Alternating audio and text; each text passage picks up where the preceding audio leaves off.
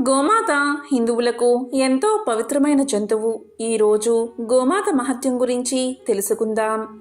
గోమాత మహత్యం గురించి విన్నా, చెప్పినా, చదివినా మన ఇంట్లో సకల శుభాలు కలుగుతాయి.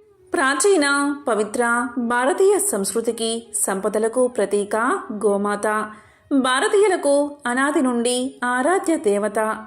మానవజాతికి గోవు కన్నా మిన్నగా ఉపకారం చేసే జంతువు మరొకటి లేదు.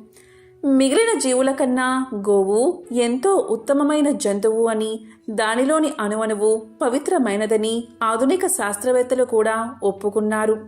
చతుర్వేదాలే కాక హిందూ ధర్మ శాస్త్ర గ్రంథాల్లోనూ, భారత, రామాయణ, భాగవతాది పవిత్ర గ్రంథాల్లోనూ గోమహిమ అసమానమైనదిగా అభివర్ణించబడింది. ఋగ్వేదము గోవు యొక్క గొప్పతనం గురించి ఇలా వివరించింది. అమృతస్య నాభిహి అంటే గోవు యొక్క పాలు, పెరుగు, నెయ్యి, మూత్రము, పేడ లేదా గోమయం. వీటిని పంచగవ్యాలు అని అంటారు. ఇవి పౌష్టిక ఆహారాలే కాక అద్భుతంగా పనిచేసే దివ్య ఔషధాలు, అమృత తుల్యాలు అని వర్ణించింది. ఇక యజుర్వేదం ఏం చెప్పింది అంటే గో సమాన నా విద్యతే అని చెప్పింది. అంటే ప్రపంచంలోని ప్రాణులన్నిటికంటే ఆది అంతము మనకు ఉపయోగపడేది గోవు మాత్రమే అని అర్థం. సామవేదం ఏం చెప్పింది అంటే గోవు నుంచి లభించే ప్రతి పదార్థము పవిత్రమే. అందుకే గోవు మన శరీరాన్ని, మనసును కూడా పవిత్రం చేస్తుందని, పర్యావరణంలోని కాలుష్యాన్ని శుద్ధి చేస్తుందని చెప్పింది. ఇక అథర్వణ వేదం ఏం చెప్పింది అంటే దేను సదనం రైనమని వర్ణించింది. అంటే ఐశ్వర్యాలకు నిలయం గోవు. అష్ట ఐశ్వర్యాలు గోవులోనే ఉన్నాయి.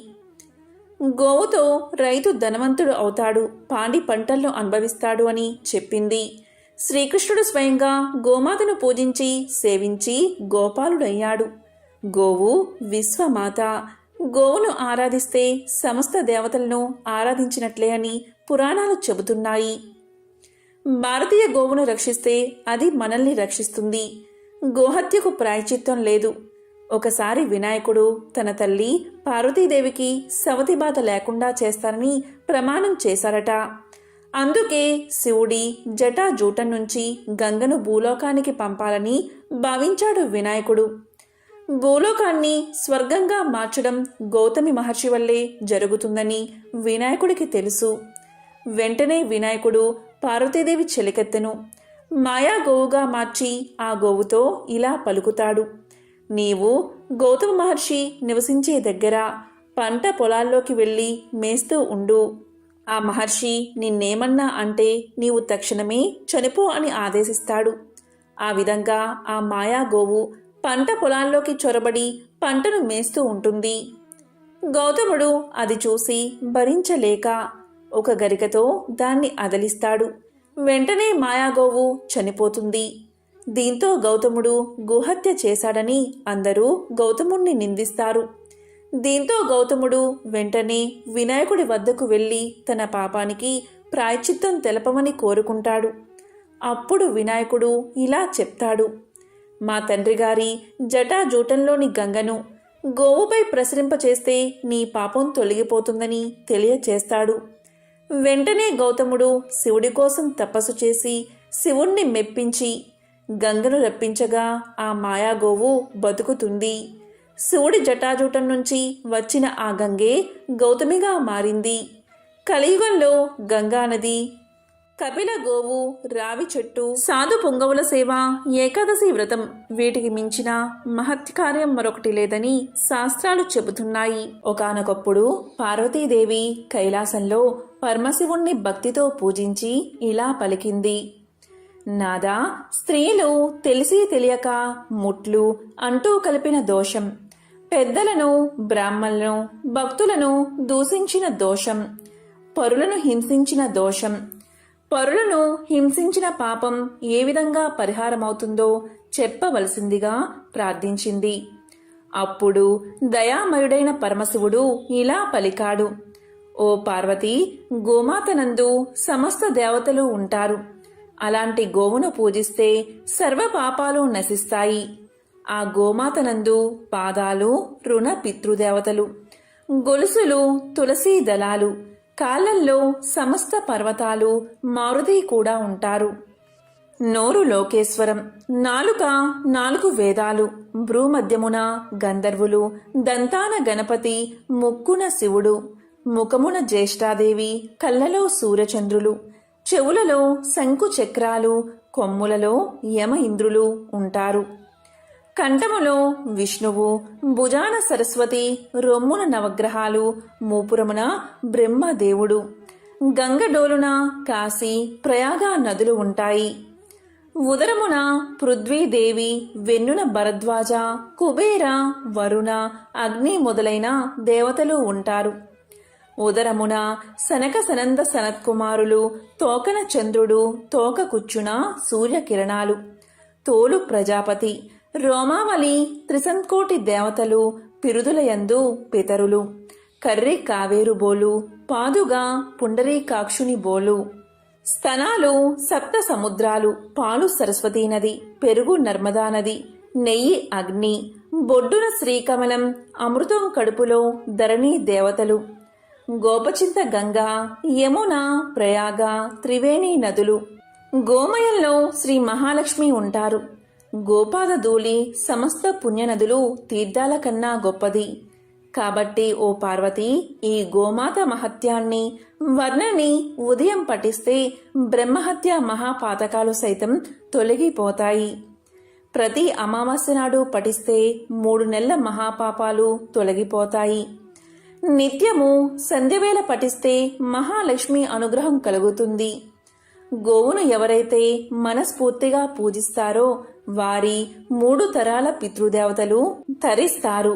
గోవుకు తృప్తిగా మేత, శనగలు, బెల్లం తినిపిస్తే సమస్త దేవతలు తృప్తి పడతారు. గోవుకు మనసారా నమస్కారం చేస్తే మంచి ఫలితం వస్తుంది. గోవుకు 5 సార్లు ప్రదక్షిణం చేస్తే భూ ప్రదక్షిణంతో సమానం. గోవును పూజిస్తే సమస్త దేవుళ్లను పూజించినట్లే.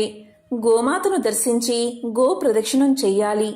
ఆషాఢ శుద్ధ తొలి ఏకాదశి మొదలుకుని కార్తీక శుద్ధ ఏకాదశి వరకు గోపూజ చేసిన వారు సమస్త పాపాల నుండి విముక్తి పొంది విష్ణు సాన్నిధ్యాన్ని పొందుతారు. కార్తీక బహుళ ద్వాదశిని గోవత్స ద్వాదశి అంటారు. ఈరోజు గోపూజ చేసిన వారు అనంతకోటి పుణ్యాలు పొంది 41 రోజులు చేసిన పుణ్యఫలం ఈ 1 రోజు చేస్తే లభిస్తుంది అని సాక్షాత్తు పరమశివుడే పార్వతికి తెలియజేశాడు. రఘువంశపు రాజైన దిలీపునికి చాలా కాలం వరకు సంతానం కలగలేదు. తన అర్ధాంగి అయిన సుదక్షిణాదేవితో సహా సద్గురు దర్శనం కోసం వశిష్ఠ మహర్షి ఆశ్రమానికి వెళ్ళాడు. తనకు గల చింతను వ్యక్తం చేశాడు. 1 నిమిషం ధ్యానం చేసి వశిష్ఠుల వారు ఇలా పలికారు: నాయనా, నీవు ఒకసారి దేవేంద్రలోకం వెళ్ళి తిరిగి వస్తున్నప్పుడు కల్పవృక్ష ఛాయలో ఉన్న కామధేనువును గమనించలేదు. గోవు కనబడగానే నమస్కారం చేసి ప్రదక్షిణలు చేయాలి. ఇక కామధేనువు మాట వేరే చెప్పాలా? సర్వధర్మాలు తెలిసిన నీవు అప్పుడు ఋతుస్నాత అయిన నీ భార్య దగ్గర ఉండాలి అన్న ధర్మం పాటించే తొందరలో వేగంగా నీ మందిరం చేరదామని వస్తున్నావు. ఆ కారణంగా నీవు ఆ కామధేనువును గమనించకే వచ్చేశావు. నీచే పూజా వ్యతిక్రమం జరిగింది. పూజలను గుర్తించకపోవడం శ్రేయస్సుకు భంగకరం కాదా? అప్పుడు కామధేనువు, రాజా, నన్ను పూజించకనే తొందరలో ఉండి వెళ్ళిపోతున్నావు. నా సంతానాన్ని సేవించినా కాని నీకు సంతానం కలగదు అని చెప్పింది. కాని రథవేగం వల్ల వాయుధ్వని కారణంగా నీకు కాని నీ సారథికి కాని ఆ కామధేనువు చెప్పిన మాటలు వినబడలేదు. నాయనా, తెలిసి చేసినా తెలియక చేసినా కర్మఫలం అనుభవించక తప్పదు. చేసిన తప్పును సరిదిద్దుకుని ప్రగతి పదంలో నడిచేవాడే ఉత్తముడు. కాబట్టి నీవు గోసేవ చేసి శ్రేయస్సును పొందు. వరుణుని యజ్ఞంలో పాలు, నెయ్యి, ధనధాన్యాలు సమకూర్చుటకై కామధేనువు పాతాళ లోకానికి వెళ్ళింది. ఆ గోమాత తిరిగి వచ్చేంత వరకు ఆమె సంతానమైన ఈ నందిని ధేనువును సేవించి తరించు అన్నాడు వశిష్ఠుడు. ఇలా వశిష్ఠుల వారు హితవు చెప్తూ ఉండగానే ఆ నందిని ధేనువు రానే వచ్చింది. దిలీపుడు పరమ సాధ్వి అయిన సుదక్షిణాదేవి ఆ నందిని ధేనువును సేవించడం ప్రారంభించారు. ఆ రాజదంపతులు నందిని ధేనువును నీడలాగా అనుసరించి సేవించారు. ఆ ధేనువు నిలిచినా నిలిచి, కూర్చున్నా కూర్చుని, నీళ్లు తాగినా తాగి ఆ నందిని ధేనువును ఆరాధించారు. ఇలా 21 రోజులు ఆ రాజదంపతులు ధేను వ్రతాన్ని పరమ భక్తితో చేశారు. వారి సేవకు సంతోషించిన నందిని ధేనువు వారి భక్తిని పరీక్షిద్దామని హిమాలయంలో ఒక గంభీర బిలంలోకి ప్రవేశించింది. త్రుటిలో ఒక సింహం ఆ హోమధేనువు మీద పడబోయింది. వెంటనే రాజు ఆ ధేనువును కాపాడ్డానికి ధనుర్బాణాలు తీయబోయాడు. కాని ఆశ్చర్యం, చిత్రపటంలో వీరునిలాగా ఉండిపోయాడు. ఆ సింహం మాయ వల్ల స్థానువుగా ఉండిపోయాడు. ప్రగల్భంగా అప్పుడు సింహం ఇలా పలికింది: రాజా, గిరిజాధిపతి ఆజ్ఞ పొంది నేనీ పరిసరాల్లో విహరిస్తున్నాను. శివ కింకరుడును. నా మీద నీ శక్తులేవీ పనిచెయ్యవు. నేను మామూలు సింహాన్ని కాను. ప్రతిరోజు పరమేశ్వరుడు నందిని ఆరోహించేటప్పుడు నన్ను పాదపీఠికగా ఉపయోగించి అనుగ్రహిస్తాడు. నేను నికుంభ మిత్రుడనైన కుంభోదరుడను. పార్వతీదేవికి పుత్రప్రాయమైన ఈ దేవదారు వృక్షాన్ని కాపాడడానికి పరమశివుడు నన్ను ఇక్కడ నియమించాడు. ఈ ప్రాంతాలకి వచ్చే ఏ మృగాన్నైనా భక్షించే అధికారం నాకు ఉంది అని పలికింది. నా పరాక్రమం, బాహుబలం వృధా అవుతున్నవే, ఈ నందిని ధేనువుని కాపాడలేకపోతున్నానే అని అనుకుంటున్న రాజు, నేను కుంభోదరుడును, శివకింకరుడును అన్న మాటలు వినగానే కొంచెం కుదుటపడ్డాడు. భగవత్ శక్తి ముందు మానవ శక్తి అత్యల్పమే కదా అని అనుకున్నాడు. ఆ కుంభోదరునితో ఇలా పలికాడు: ఓ దివ్యసింహమా, సృష్టి స్థితి లయకారకుడైన ఆ పరమేశ్వరుడు నీకు వలె నాకు కూడా పరమ పూజ్యుడు. కాని హోమధేనువైన ఈ నందినిని కాపాడడం ధర్మమే కదా. మన ఇద్దరికి శ్రేయోదాయకమైనది చెప్తాను. నా ఈ శరీరాన్ని ఆహారంగా స్వీకరించి నా గురుధనమైన ఈ నందిని ధేనువుని విడిచిపెట్టు అని రాజు పలకగానే కుంభోదరుడు నవ్వి ఇలా అన్నాడు: ఓ రాజా, నీవు చాలా మూడులాగా ఉన్నావు. నీవు ఈ భూమండలానికి ఏకచక్రాధిపతివి. యవ్వనంలో ఉన్న మన్మథకారుడివి. ఒక్క గోవు కోసం అన్నీ వదులుకుంటావా? అల్ప కారణానికి అధిక మూల్యం ఎందుకు చెల్లిస్తావు? ఈ ఆవు కాకపోతే ఇలాంటివి 1,00,00,000 మీ గురువుగారికి ఇవ్వవచ్చు. నీ పాలనలో సుఖంగా ఉండే కోట్లాది ప్రజలను అనాథలను చేసి ఈ గోవు కోసం శరీర త్యాగం చేస్తావా? నీకు ఎట్టి అపకీర్తి రాదు, గురుద్రోహం అంటదు అని అన్నాడు దిలీపుణ్ణి ప్రలోభ పెడదామని. అది విని ధర్మాత్ముడైన దిలీపుడు ఇలా పలికాడు: ఆపద నుంచి రక్షించేవాడే క్షత్రియుడు. అలా చెయ్యనివాడు రాజు ఎలా అవుతాడు? అదే కాక ఎదురుగా హింస జరుగుతున్నా కాపాడకుండా చూస్తున్నా ప్రాణాలు ఎందుకు? ఓ శివకింకరుడా, నీవు దేవతామూర్తివి. నా శరీరాన్ని స్వీకరించి ఈ ధేనువును విడిచి నా ప్రార్థన మన్నించు అని పలికాడు రాజు. ఎలాగో చివరికి ఒప్పుకుంది సింహం. స్థానువుగా ఉన్న రాజు మామూలుగా కదలగలిగాడు. తన్ని తాను సింహానికి అర్పిద్దామని మోకాళ్లపై కూర్చుని తలవంచుకుని సింహం వేటుకై ఎదురు చూస్తున్న దిలీపుడి మీద పుష్పవర్షం కురిసింది. అప్పుడు నందిని ధేనువు దివ్య ఆకృతి దాల్చి ఇలా పలికింది: రాజా, వశిష్ఠ మహర్షి తపశ్శక్తి వలన నన్ను ఈ సింహమే కాదు, విశ్వంలో ఏ శక్తి హాని కలిగించలేదు. నిన్ను పరీక్షిద్దామని ఇలా చేశాను. నీ భక్తితో నన్ను మెప్పించావు. దివ్యమైన నా క్షీరాన్ని స్వీకరించు, సంతానవతుడివి అవుతావు అని పలికింది నందిని ధేనువు. అప్పుడు ధర్మజ్ఞుడైన దిలీపుడు ఇలా పలికాడు: తల్లి, నీ కరుణ అమోఘం. నన్ను నా అర్ధాంగిని ధన్యుల్ని చేశావు. లేగదూడ నీ పాలకై ఎదురు చూస్తుంది. మహర్షులు యజ్ఞార్థం నీ క్షీరానికై నిరీక్షిస్తూ ఉంటారు. వారు తీసుకున్న తర్వాత మిగిలిన దానిలో 6వ వంతు తీసుకుంటాను అని పలకగానే తదేతి అని ఆశీర్వదించింది నందిని ధేనువు. ధేనువ్రత మహిమ వల్ల రఘు మహారాజును పుత్రునిగా పొందాడు దిలీపుడు. గోవు మహత్యం గురించి తెలిపే మరొక విశేషమైన కథను ఇప్పుడు విందాం. మహర్షులలో చ్యవన మహర్షికి ప్రత్యేకమైన స్థానముంది. నీటిలోనూ ఆయన తపస్సు చేసుకునేవాడు. ఒకసారి గంగా యమున సంగమ జలాలలో మునిగి సమాధిపరుడై ఎంతో కాలం తీవ్ర తపస్సు చేశాడు చ్యవనుడు. తాపసులు కామక్రోధాదులను జయించినవారు. ఆ నీటిలో తిరిగే చేపలు హాయిగా ఆయన శరీరమంతా ఎక్కి తిరిగినా ఏమనక వాటి చిలిపి చేష్టలకు సంతోషించేవాడు చ్యవనుడు. ఇలా 12 ఏళ్లు గడిచాయి. ఒకసారి విధివశాత్తు కొందరు జాలరులు ఆ ప్రాంతాలకు వచ్చి వలని వేయగా చేపలతో పాటు చ్యవనుడు కూడా ఆ వలలో చిక్కుకున్నాడు. మహర్షి తపస్సు భంగమైనదని తమ తప్పు క్షమించమని ఆ మహర్షిని ప్రార్థించారు జాలరులు.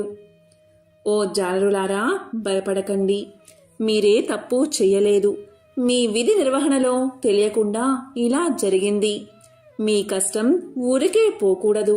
శ్రమించినందుకు తగిన ఫలితం మీకు రావాలి. అందుకని నన్ను కూడా అమ్మి ఆ సొమ్ము తీసుకోండి అన్నాడు చ్యవనుడు. చ్యవనుడి ఉదార స్వభావానికి ఆశ్చర్యపడిన ఆ జాలరులు తమదే దోషమని తలంచి మహర్షి తపస్సు భంగపరచామని రాజైన నహుషుడి వద్దకు వెళ్లి వాళ్ళంతట వాళ్ళు తమ తప్పు విన్నవించి తమను శిక్షించమని కోరారు. జాలరుల నిజాయితీకి సంతోషించి ధర్మాత్ముడైన నహుషుడు మంత్రి పురోహితులతో సహా ఆ మహర్షి దగ్గరకు వచ్చి ఆయనకు పాదాభివందనం చేసి ఇలా పలికాడు. మహానుభావా, ఈ బెస్తలు తెలియక తప్పు చేశారు. దీనికి ప్రాయశ్చిత్తమేమిటో మీరే సెలవియ్యండి అని అడిగాడు. దానికి చ్యవనుడు, రాజా, ఈ జాలరుల దోషమేమీ లేదు. వారి కులవృత్తిని పాటించారు అంతే. వీరికి వారి కష్టానికి తగిన వెల దక్కేటట్లు చూడు అని సత్యభాషణం చేశాడు. నహుషుడు తన మంత్రులతో ఆ జాలరులకి 1000 మాడలు ఇవ్వమని ఆదేశించాడు. కాని చ్యవనుడు అది తనకు సరైన వెల కాదు అన్నాడు. రాజు 10,000, 1,00,000, చివరికి 1,00,000 మాడలిస్తాను అన్నా అది తనకు సరైన ధర కాదు అన్నాడు చ్యవనుడు. చివరికి నహుషుడు అయితే అర్ధరాజ్యాన్ని ఇస్తాను అన్నాడు. నీ మంత్రులతో సంప్రదించి చూడు అన్నాడు చ్యవనుడు. ఆలోచించడానికి ఏమున్నది, నా రాజ్య సర్వస్వము ఇస్తాను అన్నాడు నహుషుడు. చ్యవనుడు అయినా అది సరిపోదు అన్నాడు. ఏమి చెయ్యాలో తోచని నహుషుడికి ఇలా సలహా ఇచ్చాడు గవిజాతుడు అనే మహాముని. గోవు త్రిలోక పూజ్యమైనది, సర్వదేవతా స్వరూపమైనది. సకల వేద శాస్త్రాలకు ఆశ్రయుడైన మహర్షికి వెలకట్టడం అసాధ్యం. అలాగే గోవుకు కూడా వెల కట్టలేము. అందుకని ఒక గోవు ఇవ్వు. అలాగే చేశాడు నహుషుడు. చ్యవనుడు సంతోషించాడు. తగిన వెల ఇచ్చావని పలికాడు. ఆ జాలర్లు కూడా సామాన్యులా ఇలా అనుకున్నారు. ధనధాన్యాలు ఎప్పుడైనా సంపాదించవచ్చు, కాని ఒక మంచి పని చేసే అవకాశం మళ్లీ మళ్లీ రాదు. దీపముండగానే ఇల్లు చక్కబెట్టుకోవాలి. ఇలా అనుకుని మహర్షి దగ్గరకు వెళ్లి ఇలా పలికారు జాలరులు. అయ్యా, బ్రహ్మతుల్యమైన ఈ గోమాతను మీరే స్వీకరించి మమ్ము అనుగ్రహించండి అని పలికారు. వాళ్ల మంచితనానికి సంతోషించిన చ్యవనుడు ఈ చేపలకి మీకు సద్గతులు కలుగుతాయి అని ఆశీర్వదించాడు. ఆ తరువాత నహుషుడి ధర్మబుద్ధికి మెచ్చి చ్యవనుడు, గవిజాతుడు తమని వరం కోరుకోమన్నారు. అప్పుడు వినయంతో నహుషుడు, స్వామి, మీరు తృప్తి పొందితే అదే చాలు, నాకింకేదీ అక్కర్లేదు అని పలికాడు. గోమాత అంత విశిష్టమైనది. కన్నయ్య గోపాలుడు కాబట్టి ఆయన చింత గోవులు ఉండడం సహజమే. కానీ ప్రపంచంలో ఎక్కడా కనిపించినంత ప్రముఖంగా భారతీయ సంస్కృతి, హైందవ ధర్మాలలో గోమాత ప్రస్తావన ఉంటుంది. అసలు గోత్రం అన్న మాటే గోవుల మంద నుంచి వచ్చింది అంటారు. భారతీయుల గోవుకి ఇంతగా ప్రాముఖ్యతను ఇవ్వడానికి కారణం లేకపోలేదు. అవి కేవలం పాలకు, వ్యవసాయానికి మాత్రమే తోడ్పడడం లేదు, మన మనసును ఎరిగి మసులుకుంటూ వచ్చాయి. హిందువులు గోవులను స్వచ్ఛమైన ఆత్మలుగా భావిస్తారు. తమ కష్ట సుఖాలకు స్పందించే జీవులుగా భావిస్తారు. యజమాని బాధలో ఉన్నప్పుడు తాను కూడా కన్నీరు పెట్టే జీవి గోవు ఒక్కటే. అందుకేనేమో కన్నయ్యకు గోవులంటే అంత ఇష్టం. అంతదాకా ఎందుకు, గోవులు వర్షపు నీటిలో తడిస్తే చిరాకు పడిపోతాయని ఆయన గోవర్ధనగిరిని ఎత్తాడని నమ్మేవారు లేకపోలేదు. గోవు కూడా జంతువే, కానీ ప్రపంచంలో మరే జంతువుకు లేని ప్రత్యేకత గోవుకు ఉంది. గోవు ఒకవేళ విష పదార్థాలను తిని ఆ పాలను మనం తాగితే రోగగ్రస్తులం అవుతామేమో అని మనకు అనుమానం ఉంటుంది. ఒక ఆవుకు ప్రతిరోజు ఒక మోతాదుగా విషాన్ని ఎక్కించి 24 గంటల తర్వాత దాని రక్తాన్ని, పాలను, మూత్రాన్ని, పేడను పరీక్షిస్తే దేంట్లోనూ కూడా విషం లేదు. గరళాన్ని శివుడు కంఠంలో దాచుకున్నట్టు ఆ విషాన్నంతా తన కంఠంలో దాచుకుంది గోమాత. మరే జంతువుకు లేని విశిష్ట గుణం ఇది. ప్రాణవాయువును పీల్చుకుని ప్రాణవాయువును వదిలే ఏకైక ప్రాణి. విషాన్ని హరించే గుణం ఆవు పాలకు ఉంది. వైద్య శాస్త్రానికే అర్థం కాని రోగాలను సైతం తన మూత్రంతో తరిమి కొట్టగల శక్తి గోమాతది. ఆవు నెయ్యి, బియ్యం రెండూ కలిపి వేడి చేస్తే ఇథిలిన్ ఆక్సైడ్, ప్రొపలిన్ ఆక్సైడ్ అనే శక్తివంతమైన వాయువులు విడుదలవుతాయి. కృత్రిమ వర్షాన్ని కురిపించడానికి ప్రొపలిన్ ఆక్సైడే శ్రేష్టమైనది. గోమూత్రం ప్రపంచంలోని సర్వోత్తమమైన కీటక నాశిని. గోవు పేడ, మూత్రం ద్వారా తయారయ్యే మందులతో ఉదరకోశ వ్యాధులను నయం చెయ్యవచ్చు. ఇళ్లను, వాకిళ్లను ఆవు పేడతో అలికితే రేడియో ధార్మిక కిరణాల నుండి మనల్ని కాపాడుకోవచ్చు. ఆవు పేడలో కలరా వ్యాధిని వ్యాపింపచేసే, క్రిములను నాశనం చేసే శక్తి ఉంది. 1 తులం నెయ్యిని యజ్ఞంలో వాడితే 1 టన్ను ప్రాణవాయువుని ఉత్పత్తి చేస్తుంది. గోమూత్రం గంగా జలమంతా పవిత్రమైనది. పూర్వకాలంలో గోవులేని ఇల్లు ఉండేది కాదు. గోవు ఇచ్చిన పాడి పంటలతో పసిపాపల మొదలుకుని వృద్ధుల వరకు నిండు ఆరోగ్యంతో మసిలేవారు. ఏనాడూ సిరిలేదు అని వాపోయేవారు కాదు. వశిష్ఠుడు అంతటివాడు తన దగ్గర ఉన్న కామధేనువు వల్లే విశ్వామిత్రుడి వంటి మహారాజును కూడా ఓడించగలిగాడు. గోమాత గురించి వేదాలు ఇలా చెప్తున్నాయి. సర్వ సంపదలకు మూలం గోవు అంది అథర్వణ వేదం. గోవు గురించి ఎంత చెప్పినా తక్కువే అంటుంది శతపథ బ్రాహ్మణం. రోజూ కాస్త గడ్డి తినిపించి నీరు తాగిస్తే అలా సంరక్షించేవానికి అశ్వమేధ యాగం చేసిన ఫలం ప్రాప్తిస్తుందట. రాజులున్న కాలంలో గోసంపద అనుసరించే వారి భోగ భాగ్యాలు వర్ధిల్లేవి. లోక కళ్యాణం కోసం భగవంతుడు మానవులకిచ్చిన వరప్రసాదం గోవు. గోవు పట్ల మానవులు చూపే ప్రేమను గ్రహించి అంతకు పలురెట్లు అధికంగా మనకు ఫలాలను ఇస్తుంది గోమాత. మరి ఎంతో విశేషమైన గోవుకు ఏం పడితే ఎలాంటి ఫలితం కలుగుతుందో ఇప్పుడు తెలుసుకుందాం. గోవుకు నానబెట్టిన ఉలవలు పెడితే వృత్తినందు నిలకడ ఉంటుంది. నానబెట్టిన బొబ్బర్లు తినిపిస్తే ధనాభివృద్ధి కలుగుతుంది. నానబెట్టిన గోధుమలు తినిపిస్తే కీర్తి, పట్టుదల పెరుగుతాయి. తోటకూర, బెల్లము కలిపి గోమాతకు తినిపిస్తే ప్రశాంతత కలుగుతుంది. గోమాతకు నానబెట్టిన కందులు తినిపిస్తే కోపం తగ్గుతుంది. నానబెట్టిన మినుములు తినిపిస్తే ఆత్మవిశ్వాసం పెరుగుతుంది. నానబెట్టిన శనగలు తినిపిస్తే ఆధ్యాత్మిక చింతన కలుగుతుంది. అలాగే గోమాతకు బంగాళాదుంపలు తినిపిస్తే నరఘోషుల నివారణ జరుగుతుంది. క్యారెట్లు తినిపిస్తే వ్యాపారాభివృద్ధి కలుగుతుంది. దోసకాయలు తినిపిస్తే శత్రు నివారణ జరుగుతుంది. అలాగే టమోటాలు తినిపిస్తే వివాహ ప్రాప్తి కలుగుతుంది. సంతానం లేనివారు గోమాతకు వంకాయలు తినిపించాలి. దొండకాయలు తినిపించడం వల్ల మానసిక ప్రశాంతత కలుగుతుంది. ఎవరైతే నానబెట్టిన కందిపప్పును గోమాతకు తినిపిస్తారో ఇలా చేయడం వల్ల రుణ విముక్తి కలుగుతుంది. ఈరోజు ఈ కథలను విన్నా, చదివినా, చెప్పినా, వినిపించినా సకల శుభాలు కలుగుతాయి.